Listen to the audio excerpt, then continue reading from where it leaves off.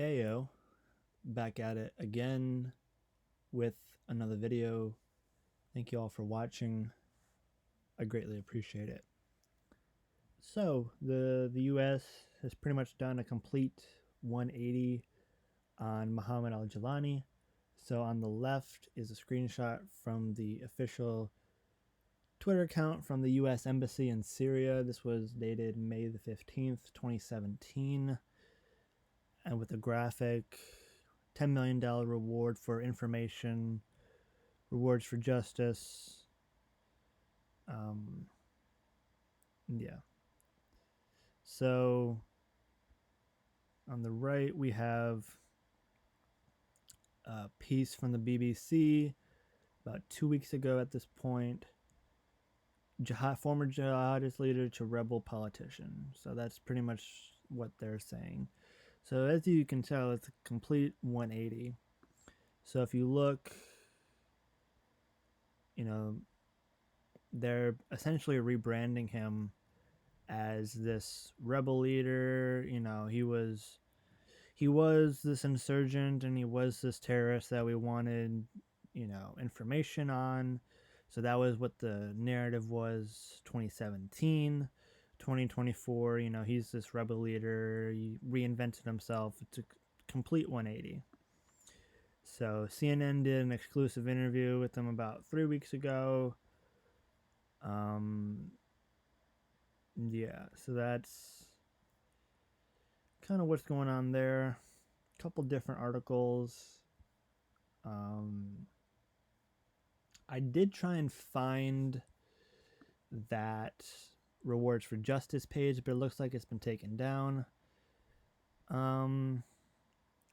That's just a PDF I went into that didn't really help at all on that information. This is from Voice of America from January of 2020. Rewards for fugitives, up to $10 million for information that leads to the identification or arrest. So that was from January 1st, 2020. Voice of America, English News. So this is a couple other ones. May of 2017, another Voice of America. May of 2017, Long War Journal. State offers $10 million for leader of the Syrian branch of Al-Qaeda. So as you can see, the reward has been taken down, but there's traces of it still left online. The screenshot still exists.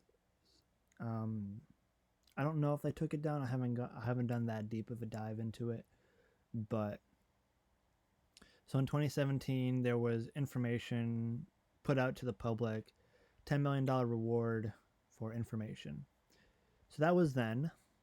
He was a terrorist then, 10 million reward then, and now he's getting exclusive CNN interviews, getting pieces written about him in the BBC and the AP News. He was this terrorist, he was this jihadist leader, but now he's a rebel politician. He's reinventing himself.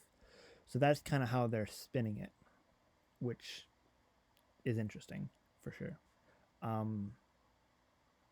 Yeah, they completely did a 180. They did on this story. So the narrative back then, he was a terrorist and they wanted info in the tune of $10 million. And, he's now in 2024 getting exclusive interviews from CNN, articles written about him in the BBC, and more or less the reward is off the internet, but there is still traces of it. You still see articles from January 2020, VOA, Voice of America. You still see, I don't know if this is CENTCOM as in like Central Command. A couple other different articles. So there is still breadcrumbs of that online, but more or less, I don't think that reward is out still on the internet. It's very interesting. They switched up really quick on it. I don't really know what else to say other than just kind of compare and contrast what the narrative was and what the narrative is. So Interesting. Very, very interesting. So with that, I will see you all in the next video. Deuces.